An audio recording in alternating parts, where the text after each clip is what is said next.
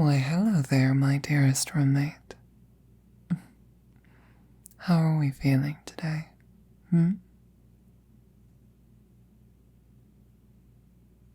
No, there is no point in lying, you're right. Even if I wasn't naturally attuned to such things. Your emotional state is clear as day. What was it? Work, perhaps? Did you watch the news for too long? That tends to do it for me these days. It's awful stressful. Were you doom scrolling for a bit, perhaps? Who can say? I mean, I suppose you can, but in the end it doesn't really matter. All that really matters is that you are clearly upset, distressed, and that I find displeasing.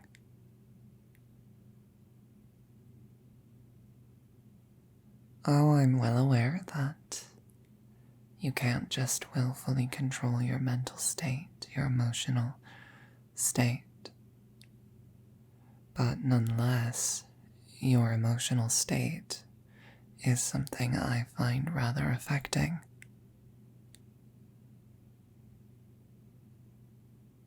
I don't blame you for your current mental state, but I also can't find it in myself to leave things standing as they are.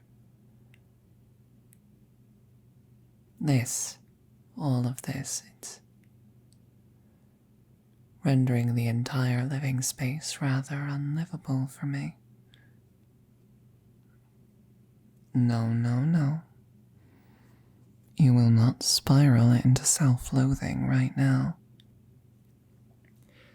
That is quite the opposite of what I would like you to be doing. Whatever it is that has you so upset, it seems to have gotten its claws in you rather deep. And in fact, it seems to have wormed its way into a fundamental part of you that measures your own self-worth. You're distressed at something external, but you've since internalized that pain, turning it inwards and somehow manufacturing it as some form of failing of your own. Is that right? Whatever this is, you've somehow found a way to blame yourself or direct your anger and distress inwards.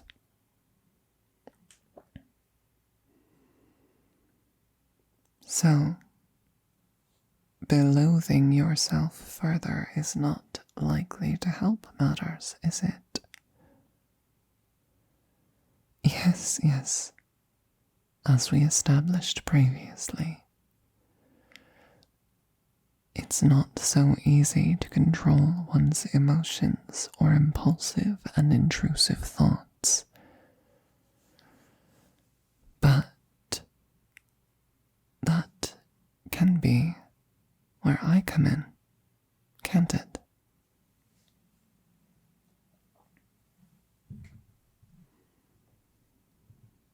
I'd like to ask you to sit down next to me. All right? In fact, I'd like to ask you to place your head in my lap. Can you do that for me?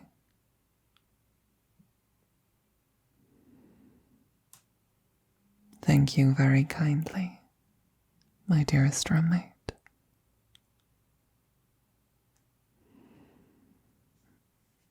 You're aware of what's coming next, right?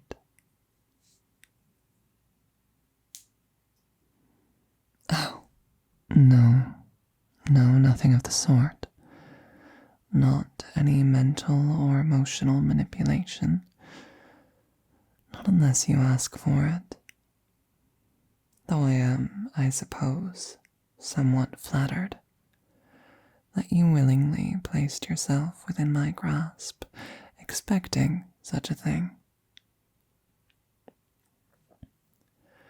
For now, I would simply like to hold you here, and, if you would like, gently brush you with my tails. How does that sound, my dearest roommate? My dear friend?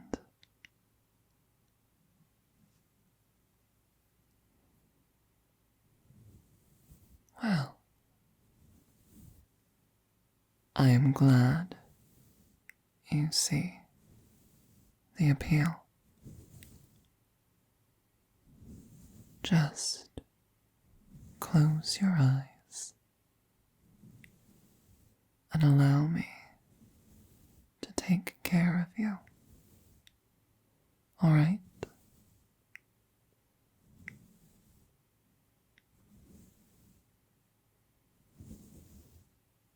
What do I get out of this? Must there always be ulterior motives? If there truly must be, then, well, allow me to clarify the fact that by stabilizing your emotional state, I can consequently improve my own mental well-being by freeing myself of this empathic suffering you have unintentionally inflicted upon me. But if I'm being entirely honest, I'm doing this predominantly because you're my friend, dummy. That's all the reason I need. You are my dearest friend. And so, when I find that you're in distress, it's only reasonable that I would wish to provide comfort.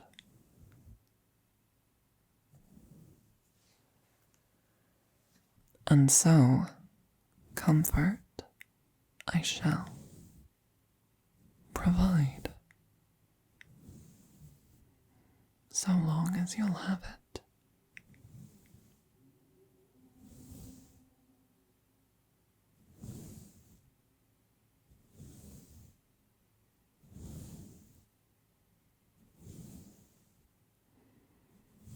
Besides, I find this quite relaxing.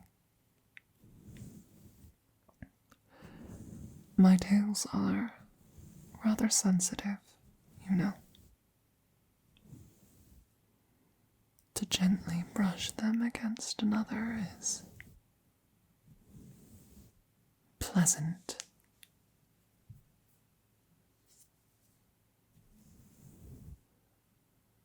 Broadly speaking, I'd actually consider this more pleasant than someone else petting them. After all, this way, I am the one who dictates the amount of force applied. Because most people, even when they're trying to be gentle, are rather rough compared to what I'd prefer.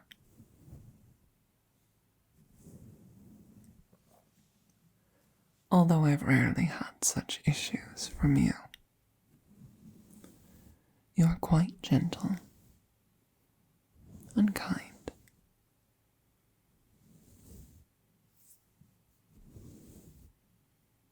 It also helps that I like you.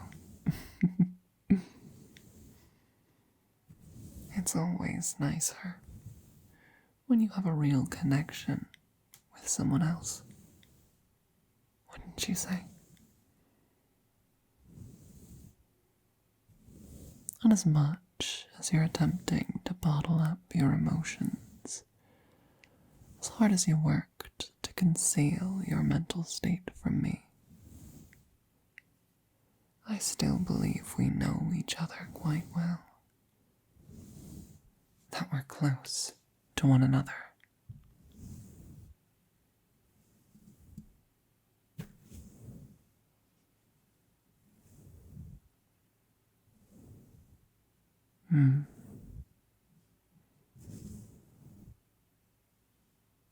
Your mental state has eased somewhat. You're a bit calmer now, and yet still there lies turmoil under the surface, doesn't there? And that I cannot abide. We may be at this for a while.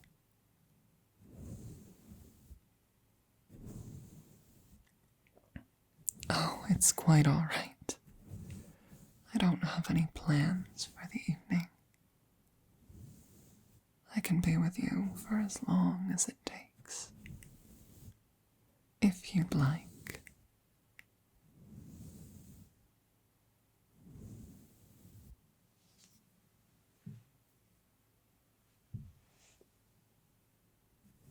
Would it be faster if I entered your mind?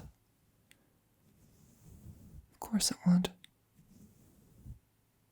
But I'm nothing if not patient.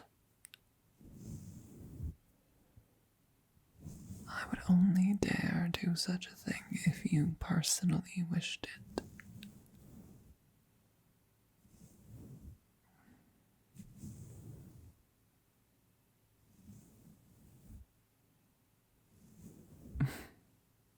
What do you mean, then why haven't I?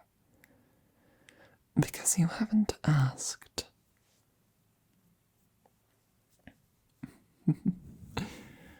You clearly want it, do you? Well, be that as it may. To enter your mind would be a distinct violation of your soul, of your very being, even if it was done with benevolent purpose.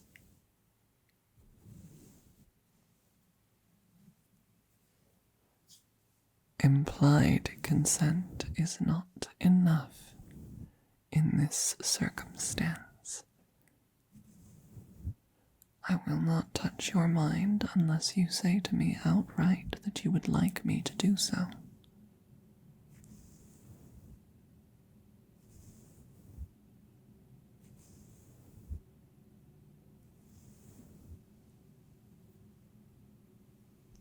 You would.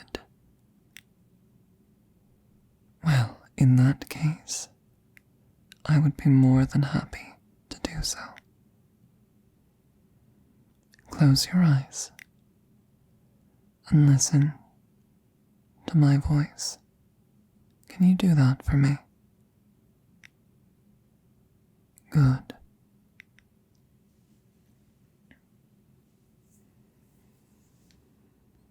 I am not going to ask you to still your mind.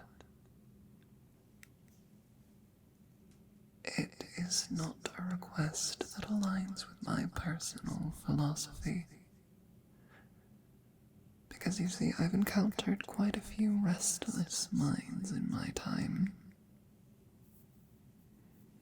And for such minds, the act of becoming still, of becoming empty, is quite demanding, not conducive to relaxation,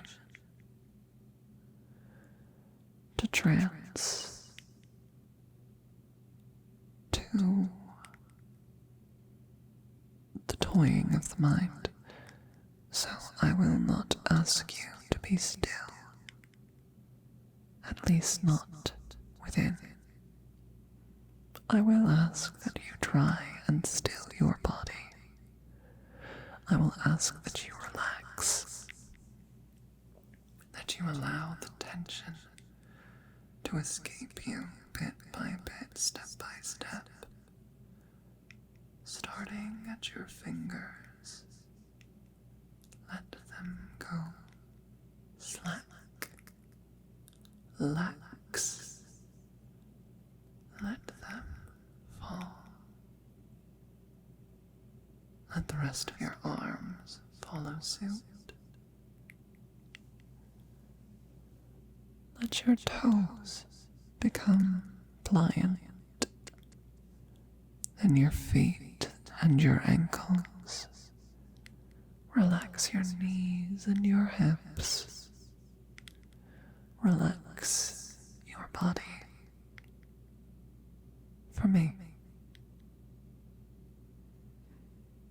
Thank you, my dear.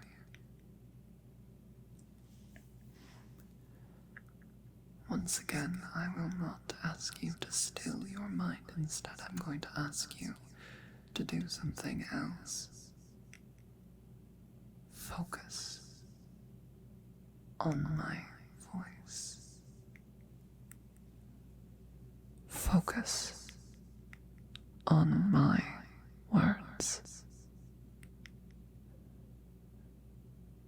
Your thoughts may wander, but always they should snap back to me.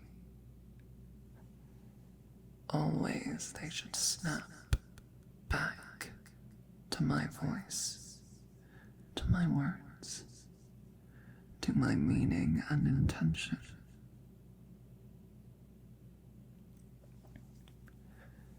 You are not emptying your mind. You are filling it. You are filling your mind with my voice, so that all other thoughts become inconsequential.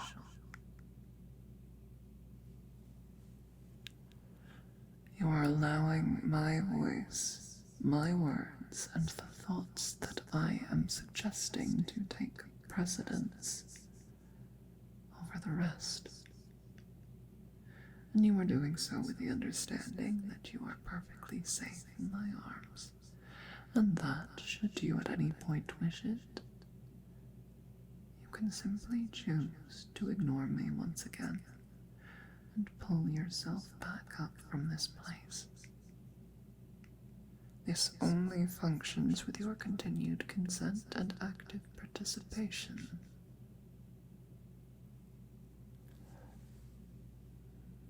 I am not emptying your mind. I am not making it still. I am not robbing you of choice or of agency. I am asking you to make an active choice. I am asking you to choose to listen to me, to listen to my words, and to place them at the forefront.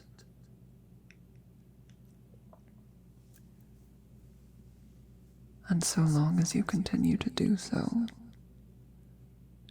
then I will continue to work. Take a deep breath in and let it out. Take a deep breath in and let it out. Keep breathing deep and slow, and with each breath, feel the tension slip from your body. Feel yourself become more limp and pliant and relaxed. Feel yourself becoming increasingly calm as my voice takes more and more of your attention, as I begin to assume center stage in your mind. Deep breaths in and out. Again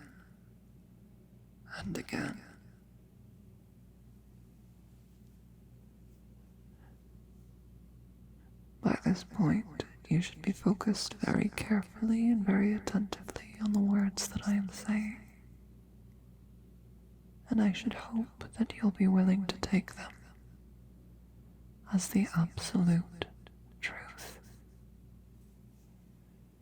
Because what I am speaking to you right now, what I am about to say to you, what I am speaking into being into your mind, is the truth. It is what I personally, genuinely believe. Alright?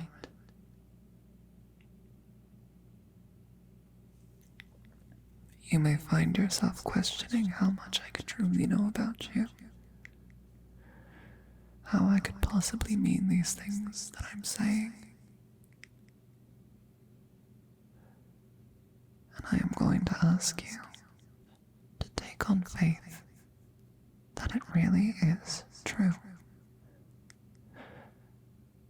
I'm going to ask you to continue to focus on my words and take them in and to trust them, because regardless of what you might believe, regardless of how little you think I truly know you, these things I say are true.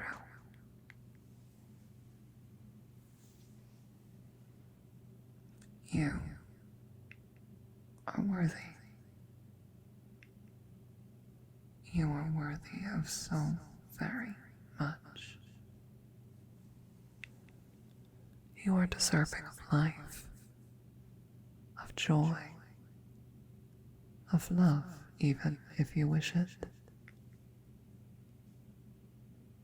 You are worthy of friendship and camaraderie.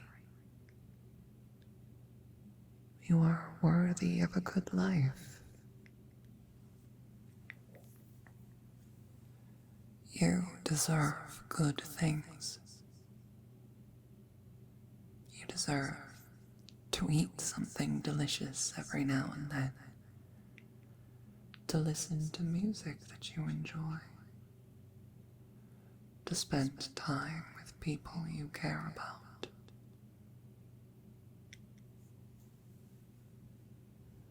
You're good looking as well. That is also an undeniable truth.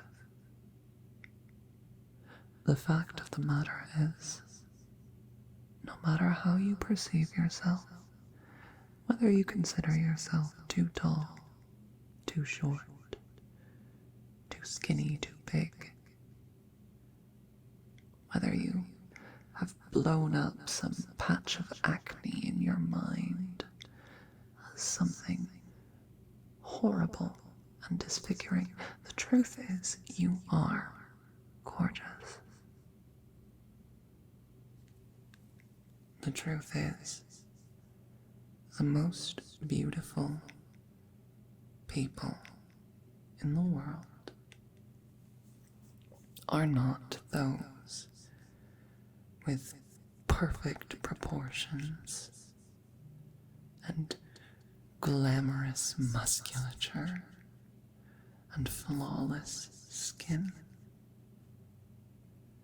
The most gorgeous people in the world are always, universally, the ones who believe with every fiber of their being that they are gorgeous.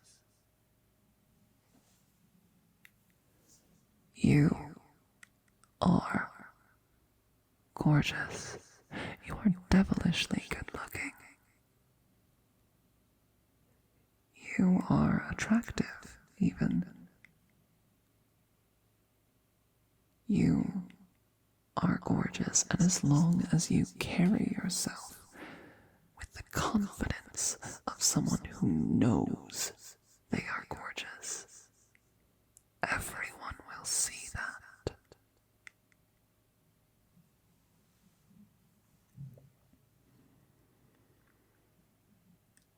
You really do deserve happiness.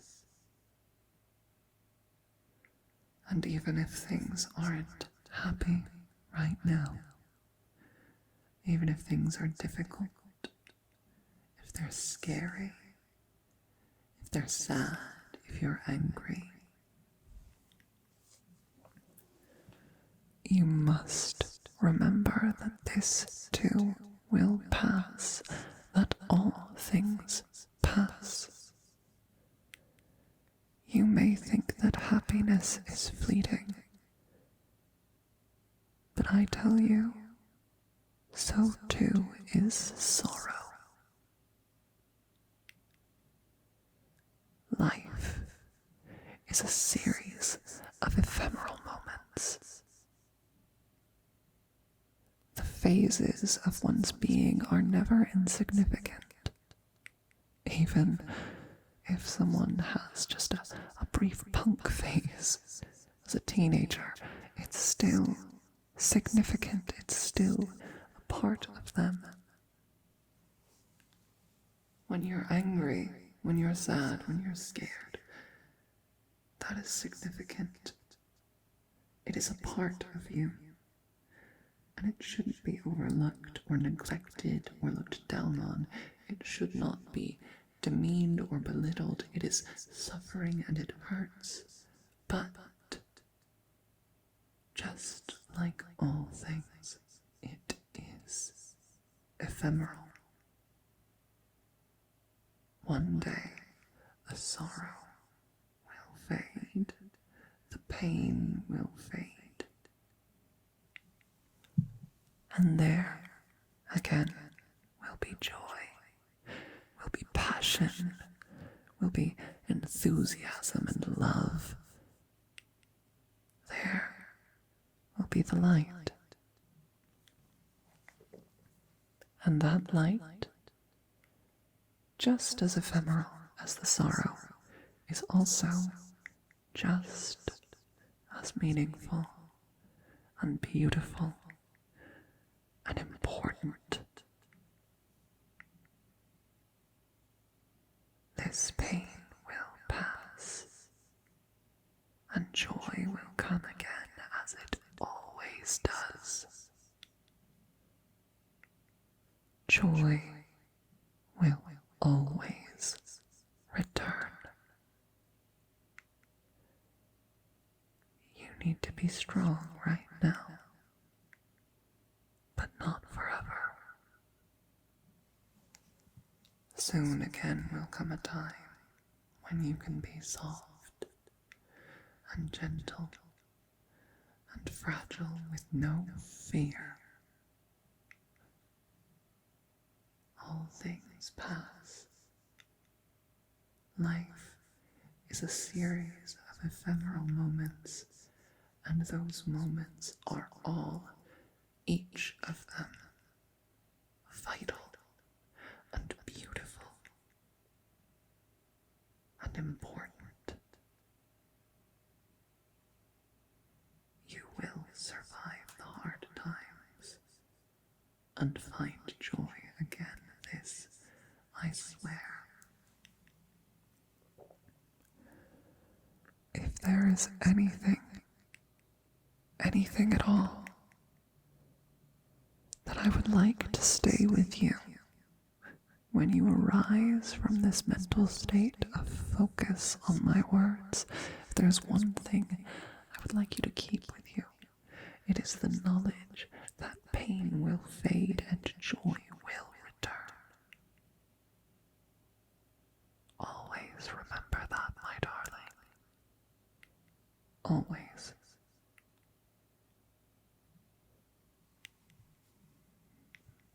You seem rather more relaxed now. So, I'm going to stay here with you quietly now.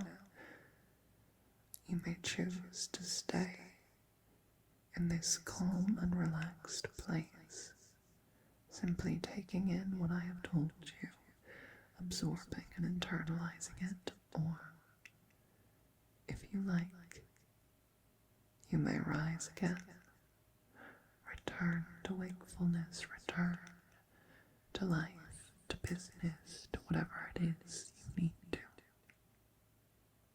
The choice, as it has been from the start, is yours.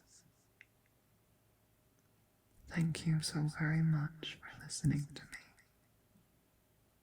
and for taking my words to heart.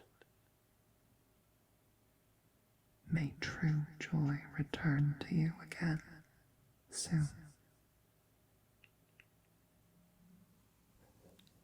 And may it last a long while.